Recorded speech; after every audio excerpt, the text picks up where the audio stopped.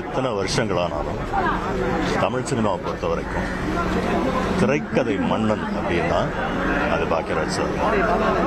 அந்த மேண்டலை, அந்த அரியாசனத்தை இனி வேற யாரும் ஆக்கியூபை பண்ணவே முடியாது.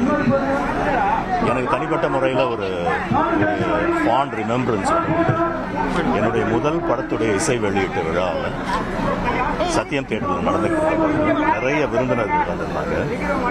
எங்களுக்கு உடனடியாக தியேட்டரை அடுத்த காட்சிக்கு ஒப்படைக்க வேண்டிய ஒரு நெருக்கடி இருந்தது. அதனால நான் பேச வேணாம் அப்படின்னு சொன்னது இல்லை, இயக்குனர் பேசியே ஆகணும் அப்படின்னு வலியுறுத்தி எனக்காக குரல் கொடுத்து என்னை பேச வச்சவர் பாக்கியராஜ் சார்.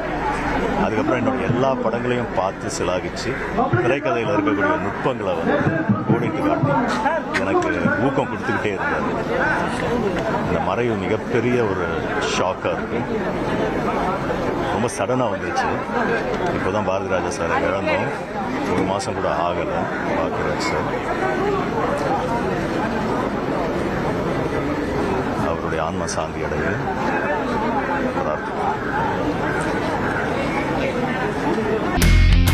இனி செல்லும் இடமெல்லாம் செய்தி. தந்தை டிவியின் வாட்ஸ்அப் சேனலை ஃபாலோ பண்ணினா செல்ல இருக்கும் இடமெல்லாம் செய்தி. இதோ QR கோட் இப்பவே ஸ்கேன் பண்ணுங்க, ஃபாலோ பண்ணுங்க.